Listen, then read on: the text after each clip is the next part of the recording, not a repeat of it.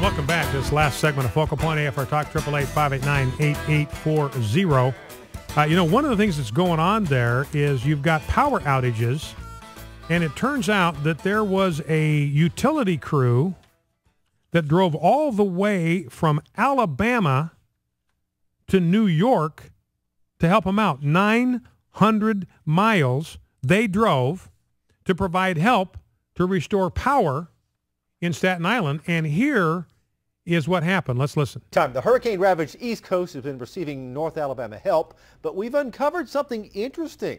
Crews from Huntsville Utilities seen leaving, learned a short time ago, they'll be doing work in Long Island, New York. But all hasn't gone smoothly for our crews. Crews from Huntsville as well as Decatur Utilities and Joe Wheeler out of Trinity headed up there. But one of the Decatur workers tells me they were told by crews in New Jersey they can't do any work there since they're not union employees. Here's some pictures Derek Moore, that worker with Decatur Utilities, sent me today. He told me of their dilemma. Our local crews were in Roanoke, Virginia tonight. He said just waiting and watching this, even though they originally received a call asking for their help, he says, from Seaside Heights, New Jersey. But they've had to stand down. In fact, Derek tells me the crew from Trinity's already turned around and headed back home. Understandably, Derek tells me they're frustrated, being told, in essence, thanks, but no thanks. Again, at least Huntsville has now found someone, at least for now, who wants their help. So non-union turned away, not even allowed to help because they are non-union. Now here's Anna Marie Cox, clip 12. She's from The Guardian in the UK, and she is ridiculing Mitt Romney's effort at a campaign stop to turn that into a collection point for food and other products to go to the flood-ravaged people in New York, and she ridicules it. Let's listen. I found that sort of fake relief rally, whatever it is, to be pretty offensive and also wrong-headed. The Red Cross was put in this awkward position of saying, we don't need canned goods. Thank you very much, Mr. 1950s. Like we need money, we need people to donate blood, and I think that sort of is Mitt Romney sort of writ small, as it were, right? Like to not only do something so craven, but to do it in a way that's not even helpful on a small scale. And now it turns out that the Red Cross is just getting pilloried. They are getting pilloried from stem to stern.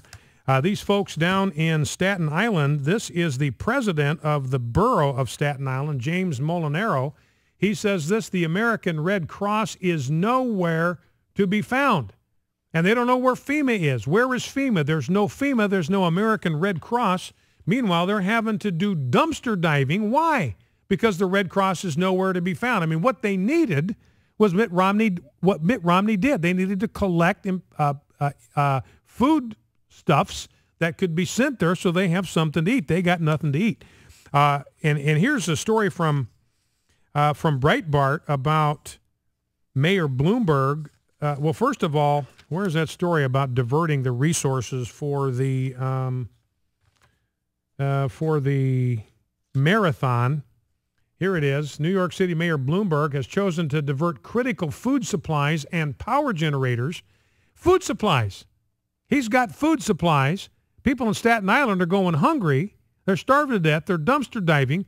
Mayor Bloomberg is sending critical food supplies to Sunday's New York City Marathon along with these power generators. Thousands of marathon volunteers who could direct their efforts toward post-Sandy relief and cleanup instead are being sent to man this marathon. Trailers are lined up from around 71st to 66th Streets on Central Park West. A food truck was set up today. Generators have been sitting there at least a week. The tents that were taken down prior to the storm have also been set back up. There's a stage set up. Yeah, and so meanwhile, you got the people in Staten Island. They want some help. They got no gasoline. They got no food. They got no clothing. Here we're 4 days post-flood. We're going to die. We're going to freeze. We got 90-year-old people, said Donna Soley after she told to visiting officials, you don't understand. You got to get your trucks down here on the corner now. It's been 3 days. 19 people died. There's 80,000 residents without power. And meanwhile, they're going to have a big parade. That's what a marathon is. It's just a big fancy pants parade for elite people that like to run, skinny elite people like to run marathons. That's what it's all about. And think of the law enforcement they're going to have down there to man the marathon route. And we've got looting all over the place. Here's a story about NBC diverting resources for this glitzy fundraiser. NBC executives have made the situation worse. They've decided to divert needed supplies and power generators away from Staten Island to their Manhattan studios, where they'll be broadcasting a star-studded party or fundraiser tonight.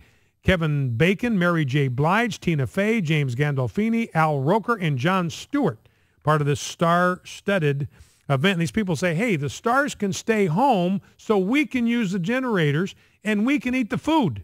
We're starving to death here. We got people freezing to death. And meanwhile, you're rolling out the red carpet for these Hollywood celebs from all across the country. And New York now apparently is going to ask the federal government to bail them out. They figure this thing costs $6 billion. They want the taxpayers of the United States all across the country. They want the taxpayers to pay for it. Now, I got no problem with asking for generous contributions. That's the way we do things in America. But this business of forcing taxpayers to provide a bailout because you haven't planned ahead, because you're diverting power and food to parades and celebrities from Hollywood, that's not going to sit well with the American people. Let's grab a couple of phone calls. Let's go to Charles in Princeton, West Virginia. Charles, you're on Focal Point with Brian Fisher. What's on your mind? Hello, Brian. Thanks for taking my call. It's good to hear you. I haven't been hearing your show until just the last few minutes because the tower's been out of power here. So I've been without AFR since Monday evening, and we're starting to have serious news withdrawal symptoms. I'm so glad. The reason I called basically is to thank all those folks, the engineers and all the folks there that work so hard and Appalachian Power to get things restored and signal back out. And as far as the storm, I've been following it up from other sources. There's a lot of gnashing of teeth up north, apparently, in those areas. We here in West Virginia are not unaccustomed to those types of outages and snowfalls and without food and that so on and so forth. I hope this is a wake-up call for some of those folks to be a little more independent and self-reliant and responsible. I don't think, the government can only, what can the mayor and Obama do besides create additional traffic problems? But I just think that maybe this might be a signal for some of those folks. And as far as the union workers, that's ludicrous there. Who's going to turn down help and canned goods and union workers when you don't have what you need and they're offering it? Well, that's something, isn't it? Isn't that amazing? I was taken aback when I heard that today. We've had 9 deaths here in West Virginia. Last count due to the heavy snowfalls. There was a 70-year-old lady found in her driveway buried under 3 feet of snow day before yesterday, and some of the areas are still inaccessible, and a lot of folks are still without power. But we're not. We're sort of kind of used to this kind of stuff. So maybe the other folks can use this as a learning curve. All right, Charles, listen, I appreciate the call. Thank you for that very much. And by the way, you had Oliver Stone out there saying, look, this is because we've ignored Gaia. We've ignored the earth god. This is punishment on us because we've ignored the earth god. Not a peep out of the media. Here we've got a Muslim cleric saying this is divine punishment for that movie, Innocence of the Muslims. This is God. This is Allah punishing the United States through Hurricane Sandy. Can you imagine if a Christian got out there? I've seen some pastors who suggest this is God's divine judgment because we've ignored God. And they get hammered for being theocratic, judgmental bigots.